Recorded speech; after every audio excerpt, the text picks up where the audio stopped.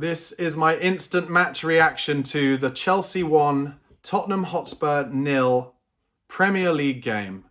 And Enzo Fernandez walks on the pitch. He scored the winner for Chelsea and he wanted it tonight. He's an Argentinian international. He goes away to Argentina with Christian Romero, where they both want to win desperately. The difference is he wants to win desperately for his club as well.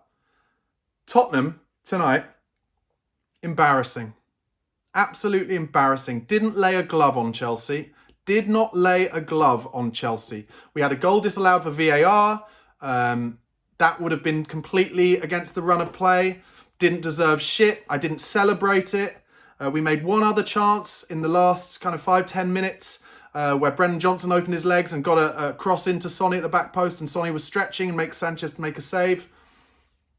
I didn't really care, because this team leave me devoid of passion. They leave me devoid of interest. They're jogging around the pitch. You cannot tell me they are playing for Ange Postecoglou. What is this, our 20th defeat of the season? How can you tell me this man deserves to be in the job? How can you just blame the injuries? We don't have the injuries anymore, and the players aren't playing for him. They're jogging about, milling around the pitch. They don't give a fuck. I'm sorry, they do not give a fuck. Chelsea have been poor since they last played well. That was where? The Tottenham Hotspur Stadium, where they beat us 4-3. Tonight, we made them look like Rolls-Royce players just stroking it about. Oh my God. And still, it shows how poor they are. They only beat us 1-0. They should have probably beaten us 4 or 5. Listen, this is done. This is done. We're all desperately hoping that something is going to happen in the Europa League. How is it going to happen in the Europa League? These players don't give a fuck. They do not give a fuck. Magically hoping for some miracle where they turn up next Thursday at the Tottenham Hotspur Stadium and they magically care. Listen, one of the worst things that has happened tonight, and actually they're now showing, the Spurs fans are all swearing at the players. They're swearing at the players and they're showing this on Sky Sports. And I was just about to say, one of the worst things that I've seen happen from any manager of Tottenham happened tonight. Ange Postecoglou had just made 2 substitutions. He took off Lucas Bergvall, who for me was the one player trying his heart out for Spurs, and he brought on Brennan Johnson, and the Spurs fans, this was at 1-0 down, were chanting at him, "You don't know what you're doing." Pat Matassar then scored a goal that ended up being disallowed by VAR, and Ange Postecoglou cupped his ear to the Spurs fans. What are you doing? I said it during the watch-along. I've said it during one of my videos. People complain at me in the comments for being reactive. Ange Postecoglou is the most reactive person involved in Spurs. He hasn't got it. I'm sorry, guys. He hasn't got it to handle managing an elite club in the Premier League. And I'm sorry. I know he did a great job in Australia. I know he's a cult manager. He did a great job in Japan. I know he's brilliant at Celtic, but he hasn't got it. And I'll say it again, time and time and time again in this game, including the goal that ended this game, as Spurs fans swearing more and more at their players and at their manager. It's toxic there. It's ugly. But time and time again in this game, we conceded chances from crosses just coming in and free players at the back post. And in the example of the goal, just a player swanning in in the middle of the goal, 4 yards out, heads it in. Embarrassing. This is a London derby away. This is the game you want to play your best at. And we didn't care. And the manager made some bananas substitutions. And the fans, who pay huge money to travel home and away to see their team, the highest ticket prices in the land, to watch Tottenham, the team in 15th, and what should be or will be soon 16th place in the Premier League, the highest ticket prices in the land, to watch that absolute dross. And I said at half-time that Tottenham had been poor, and they somehow managed to better it in the second half by being even worse. Even worse. I know the options are limited. I don't know what the options are. You sack him now and you bring in Ryan Mason or Matty Wells, but I promise you it can't be worse, because I promise you those men, if they came in, would say, all right, we're not going to invert. We're not going to let crosses get in really easily. We're going to be tighter. We're going to be hard to beat. And maybe then we'd nick some results. I don't know. I don't know how fully I believe in it. But I tell you what I don't believe, that there's any chance whatsoever that Eintracht Frankfurt are analysing every goal that Tottenham concede and just saying, all you have to do, lads, set them up out wide. So pop it around when you're out wide in the forward third, and then pop it back to your fullback or your central midfielder who's just going to whip in a cross, and Tottenham aren't going to defend the back post, so you'll make chance after chance after chance. Tonight, Vicario looked pretty dodgy with the ball at his feet. He made some odd decisions, but he saved us. He made some important saves over and over again. All pretty much from the back post. And like I said, conceded that goal. I'm bored of saying it. I'm fucking bored of saying it. It's embarrassing. I don't know shit about tactics, but every week, every game on the watch-alongs, I know how the opposition are going to score goals and make chances against us. I'll go through the team. Vicario, 7 out of 10 because he made some important saves. Spence, 6 out of 10, made some bizarre decisions but worked hard, tried. Romero, 6 out of 10. Van der Ven, I'm going to give a 7 on the basis he didn't get injured. Udogie, 6 out of 10. Bergvall, I'm going to give a 7. I thought he tried harder than anybody else. And then for the pleasure of working harder than anyone else and trying things, he was taken off by Ange Postecoglou. Bentancur, 6 out of 10. Ran about. From Bentancur, what are you looking for? Uruguayan international.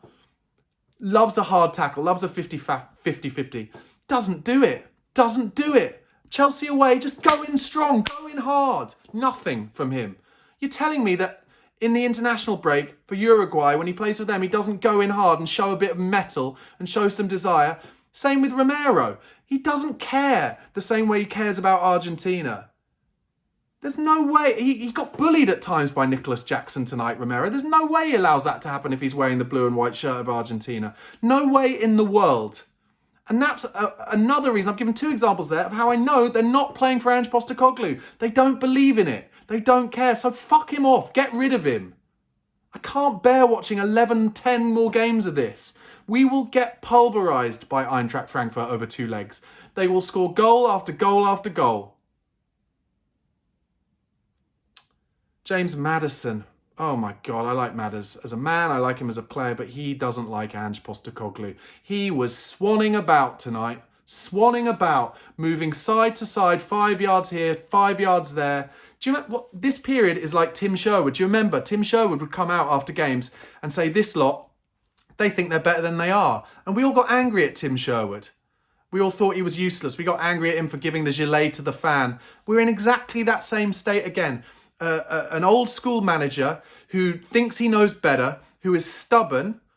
The difference is that Ange actually doesn't give as many chances to youth players as Tim Sherwood did. At least with hindsight, Tim Sherwood gave all those chances, and maybe that's what we'll look back on Ange for. He did at least blood Bergvall. He did at least blood Gray. But Tottenham, oh my God, for a London derby, they just rolled on their back and said, tickle my tummy for fucking 102 minutes, actually. We had 12 minutes added time. We're only 1-0 down. Any other team in the Premier League would have put Chelsea under unbelievable pressure.